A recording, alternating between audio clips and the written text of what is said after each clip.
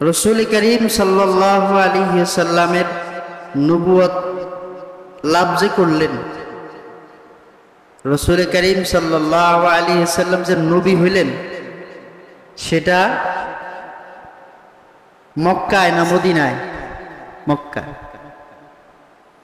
আগে রাসূলের মাক্কি জীবন, তারপরে মাদানী জীবন। মক্কি জীবনে রাসূল করিম সাল্লাল্লাহু আলাইহি ওয়াসাল্লাম কি করছেন? রাসূলের কাজটা কি ছিল? হাবিব সাল্লাল্লাহু আলাইহি ওয়াসাল্লামের মাক্কি জীবনে কাজ কি ছিল? প্রধান কাজ তো রাসূলের পুরা জীবনে একটা, সেটা হচ্ছে কি লা ইলাহা ইল্লাল্লাহ মুহাম্মাদুর রাসূলুল্লাহ। এটা মূল কাজ, কিন্তু তারপরও কিছু ভাগ আছে, শ্রেণীবিন্যাস আছে। মাক্কি জীবনে রাসূল করিম সাল্লাল্লাহু আলাইহি ওয়াসাল্লাম উম্মতের মাঝে দাওয়াত দিয়েছেন। উম্মতের মাঝে কি দিয়েছেন? দাওয়াত দিয়েছেন। চাচাদেরকে দিয়েছেন, দিয়ে তাদের মাঝে নির্যাতিত হয়েছেন।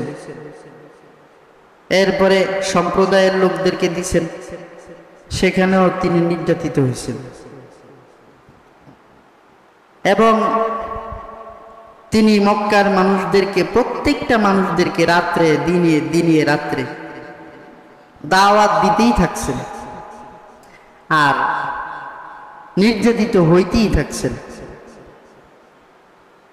কেউ মারে, কেউ গালি দেয়, কেউ বকে, কেউ ষড়যন্ত্র করে, কেউ বের করে দেয়, এমন একটা অবস্থা।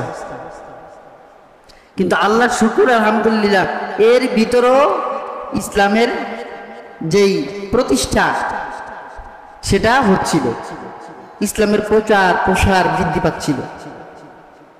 এই মক্কার জীবনেই তো হযরত আবু বকর, ওমর, আলী, উসমান ওনারা ইসলাম গ্রহণ করছেন, তাই না?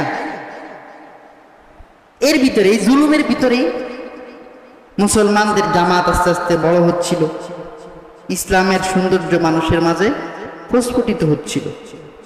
এর মাঝে তাহলে মক্কার জীবনে রাসূল করিম সাল্লাল্লাহু আলাইহি ওয়াসাল্লাম আমাদের মাঝে উম্মতে মুহাম্মদীকে, ওই সময়ের তার চাচাদেরকে, তার উম্মতে মুহাম্মদী যারা ছিল ওই সময়ে, তিনাদেরকে শুধু দাওয়াত দিছেন, বুঝাইছেন এবং কিছু কিছু ভবিষ্যৎবাণী করছেন। যেমন সূরা কমরে একটা ভবিষ্যৎবাণী, সাইহুজামুল জামু ওয়া ইউল্লুনা দুবুর, এরকম কিছু কিছু ভবিষ্যৎবাণী করছেন। বুঝাইতে চাইছেন যে ইসলামকে তোমরা ঠেকায় রাখতে পারবা না, ইসলামের বিজয় একদিন না একদিন হয়েই যাবে। কিন্তু যারা এটার বিরুদ্ধে থাকবে, যারা এটাকে নিয়ে ধ্বংসাত্মমূলক কাজ করার চেষ্টা করবে, তারাই কি হয়ে যাবে? ধ্বংস হইয়া যাবে। আছে না তাব্বাত ইয়াদা আবি লাহাবি ওয়া তাব্ব, আছে কিনা? মা আগনা আনহু মালুহু ওয়া মা কাসাব, ধ্বংস হয়ে গেছে, শেষ হয়ে গেছে, একদম শেষ হয়ে গেছে।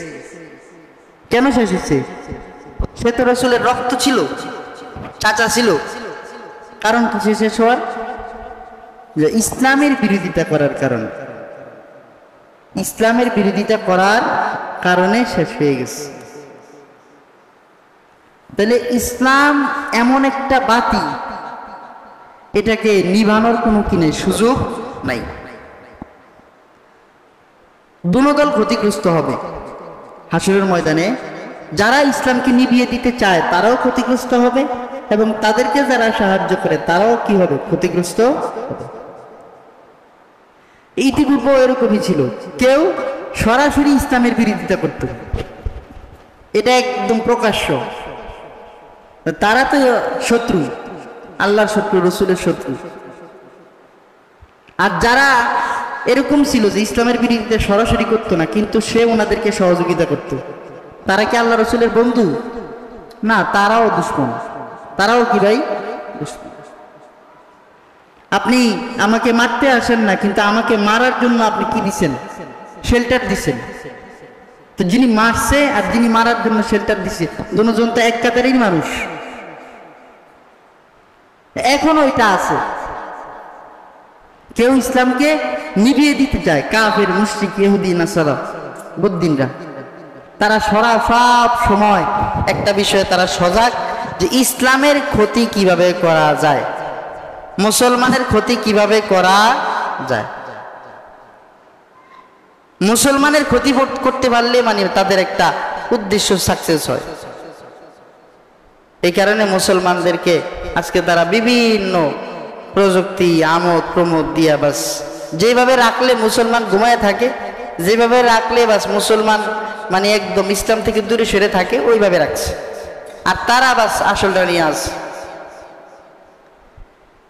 আর মুসলমানদের ভিতরে একটা জামাত আছে, যারা তো মুসলমান, ইসলামকে তো তারা ধ্বংস করবে না, কিন্তু তারা কাফের মুশরিকদের সাথে সাহায্য করে।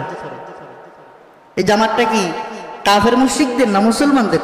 মুসলমানদের একটা জামাত, যারা ইসলামকে সরাসরি নিভাইও দেয় না, সরাসরি ইসলামের বিরোধিতাও করে না, কিন্তু যারা বিরোধিতা করে তাদের সাথে থাকে, তাদের সাথে থাকে।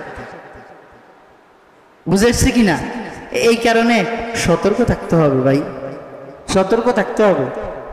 আমার দ্বারা যেন এমন কোনো কাজ না হয় যে আমার এই কাজটা ইসলামের বিরুদ্ধে চলে যায়, আমার দ্বারা যেন এমন কাজ না হয়।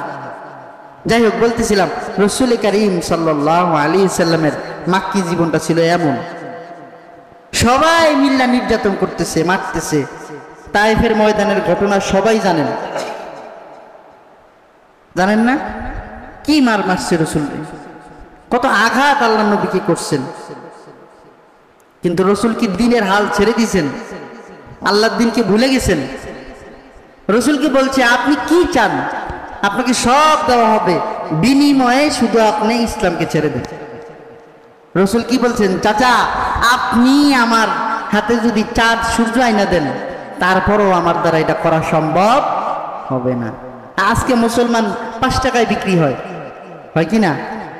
হ্যাঁ, 5 টাকায় বিক্রি হয়, চায় বিক্রি হয়, 1000 টাকায় বিক্রি হয়। সে এমন শুনতেছি এখন মুসলমান খ্রিস্টান হয়ে যেতেছে টাকার বিনিময়ে, অর্থের বিনিময়ে মুসলমান খ্রিস্টান হয়ে যেতেছে, অর্থের বিনিময়ে। আর রাসূল কি বলছেন? যে আমার এক হাতে চন্দ্র আর এক হাতে সূর্য আইনা দিল, আমি কি করবো না? ইসলাম ত্যাগ করবো না, মানুষকে দাওয়াত দেওয়া ছাড়বো না। রাসূল, আর রাসূল এটা বলবে না কেন? আল্লাহ রাসূল আমাদের জন্য আসছে কি? ওমা আরসালনাকা ইল্লা রাহমাতাল লিল আলামিন। তিনি আমাদের জন্য আসছেই রহমত হিসেবে। তার জীবনে, রাসূলের জীবনে কোনো কালো অধ্যায় নাই। রাসূলের জীবনে কোনো কালো অধ্যায় আছে? নাই। তার জন্ম, রাসূল করিম সাল্লাল্লাহু আলাইহি সাল্লামের জন্ম থেকে মৃত্যু পর্যন্ত পুরাটাই নূরুন আলা নূর, পুরাটাই কি ভাই? নূরুন আলা নূর। তো রাসূল করিম সাল্লাল্লাহু আলাইহি সাল্লামের মাক্কি জীবনটা এইভাবে করে যখন কাটাইছেন, যখন হিজরত শেষ হয়ে গেছে, হিজরত করছেন, তখনের অবস্থা দেখেন কি করছেন। তখন মদিনাতে গেছেন, তলা আল বাদরু আলাইনা পড়ছে না? ওয়াজাবা শুকরু আলাইনা। এরপরে কি? মাদা লিল্লাহি দা। এই যে গজল, এই যে নাচ রাসূলের শানে করছেন, সবাই সম্বর্ধনা দিছেন।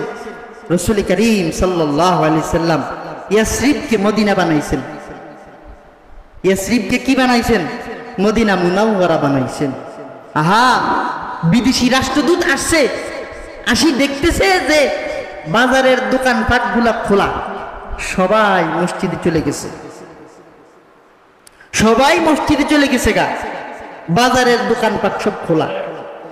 বলছে মুহাম্মদুর রাসূলুল্লাহ সাল্লাল্লাহু আলাইহি সাল্লাম যে রাষ্ট্র কায়েম করছে, এটাই সবচেয়ে সুন্দর এবং সর্ব আদর্শ রাষ্ট্র। এই তো কাজ করছেন।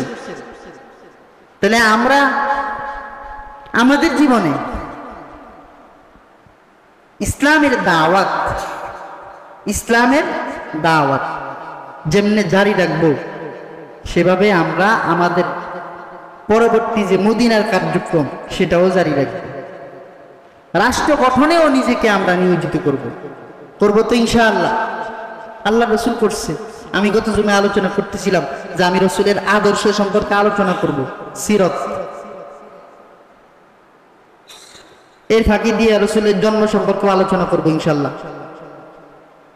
এখন রসুলের আদর্শ আমি শুধু মক্কারটা মানি যে সুন্নত শুধু খাওয়ার পরে মিষ্টি খাওয়া, সুন্নত শুধু কি ভাই মধু খাওয়া, সুন্নত হলো কি ডাইন কাত হয়ে ঘুমানো। হ্যাঁ, 100% এটা সুন্নত, এতে কোনো কি নাই, সন্দেহ নাই। কিন্তু এটাও সুন্নত যে আমাকে শরীয়তে ইসলামের হুকুমত কায়েম করার জন্য আমাকে আত্মনিয়োগ করা, এটাও সুন্নত, এটাও সুন্নতের অংশ। এটাও কি ভাই সুন্নতের, এটাও আমাকে করতে হবে, আমি এটাও করতে হবে। কারণ এক অংশে তো আর দিন না, দিনের পুরাটা মিলায় একটা দিন, ঠিক না? সকাল থেকে 10টা পর্যন্ত দিন না, সকাল 5টা থেকে সন্ধ্যা 5টা পর্যন্ত পুরাটা মিলিয়ে দিন, ব্যাস। তো রাসূল কারীম সাল্লাল্লাহু আলাইহি সাল্লাম এরপর কি করছেন? মদিনায় বিভিন্ন রাষ্ট্রদূতদেরকে চিঠি পাঠাইছেন যে তোমরা ইসলাম গ্রহণ করো, তোমরা ইসলাম গ্রহণ করো, ইসলামের তলে আসো, ছায়া তলে আসো, শান্তি, ইসলামের ছায়া তলে আসো, মুক্তি। রাসূল কারীম সাল্লাল্লাহু আলাইহি সাল্লাম এমন এক রাষ্ট্র কায়েম করে গেছেন মদিনা থেকে, যার সূচনা পরবর্তীতে তারা অর্ধ দুনিয়া শাসন করছেন। সুবহানাল্লাহি ওয়া বিহামদিহি। তাহলে মদিনা থেকে শুরু হয়ে, মক্কা থেকে শুরু হয়ে মদিনায় গিয়ে শেষ হয়ে গেছে, রাসূল ইন্তেকাল হয়ে গেছে।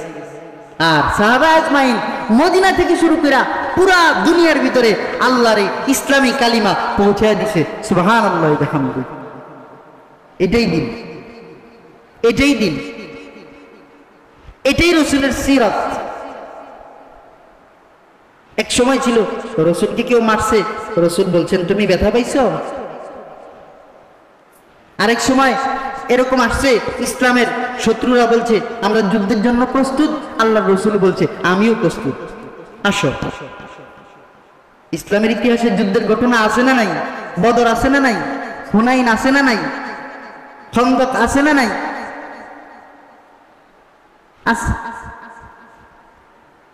আজকে আমরা কিছু কিছু মানতেছি, পাঞ্জাবি পড়া, টুপি পড়া, পাগড়ি পড়া, নামাজ পড়া, দুরূদ শরীফ পড়া, তাসবিহ তাহলিল করা, খাওয়ার পরে মিষ্টি খাওয়া, খাওয়ার আগে লবণ খাওয়া, ডান হাত দিয়ে খানা খাওয়া। আলহামদুলিল্লাহ, এটা ভালো, এটা খারাপ না, এটা ভালো। আল্লাহ রাসূলের এক একটা সুন্নত সারা দুনিয়ার সমস্ত কিছুর চেয়ে দাম। আল্লাহ রাসূলের এক একটা সুন্নত, মান আহাব্বা সুন্নতি ফাকাদ আহাব্বানি ওয়া মান আহাব্বানি কানা মা'আ ফিল জান্নাহ। আছে না হাদিস? মান আহাব্বা সুন্নতি ফাকাদ আহাব্বানি, যে আমার সুন্নতকে ভালোবাসলো সে আমাকে ভালোবাসলো, আর যে আমাকে ভালোবাসলো সে জান্নাতে আমার সাথে থাকবে। সুবহানাল্লাহি ওয়া বিহামদিহি। তো রাসূলের সাথে যার উম্মত থাকবে, রাসূলের সাথে যেই উম্মত থাকবে, সেই উম্মতের ভাগ্য কত ভালো, কত উত্তম তার ভাগ্য। আমরা কবরে নামাইলে কি পড়ি? বিসমিল্লাহি ওয়া আলা মিল্লাতি, বিসমিল্লাহি ওয়া আলা মিল্লাতি, বিসমিল্লাহি ওয়া আলা মিল্লাতি রাসূলিল্লাহ বলছি। রাসূলুল্লাহর আদর্শ যদি আমার কাছে না থাকে, তাহলে আমাকে রাসূল সাল্লাল্লাহু আলাইহি সাল্লাম গ্রহণ করবে? আমাকে তো গ্রহণ করবে না। আজকে রাসূলের সুন্নতের দরদ তো আমাদের ভিতর নাই, রাসূলের সুন্নত তো আমাদের ভিতর নাই। আজকে রাসূল আমাকে কেমনে গ্রহণ করবে ভাই? আপনি আমাকে মানেন, কিন্তু আপনার যেদিক দিয়ে ভাল লাগে ওই দিক দিয়ে মানেন, আমার পুরাটা আপনি মানেন না, মানতে চান না, তো আমি আপনাকে গ্রহণ করব? তা আমি যদি না করি আল্লাহ রাসূল করবে? গত জুমায় বলছিলাম না, দিন কি सूरज डूब रही है हम लोगों की सामने, रोज महशर क्या जवाब है मुस्तफा की सामने। আজকে বিশ্বে, এই সারা দুনিয়ায় বর্তমানে 500 কোটি মুসলমান, বলতে পারেননি কেউ? কয়শো? 220 কোটি এরকম একটা পরিসংখ্যান আসছে আর কি। 200 কোটি মুসলমানের সামনে বলেন আজকে আমাদের দিন দিন কি আমাদের ইসলামের উন্নতি হচ্ছে না অবনতি হচ্ছে? ইসলামের অবনতি হচ্ছে না উন্নতি হচ্ছে? আজকে ফিলিস্তিনে মারে, আজকে কাতারে হামলা করছে। আপনি কি ভাবতেছেন এগুলা? কাতারে আজকে হামলা করছে, ফিলিস্তিনে হামলা করছে, কালকে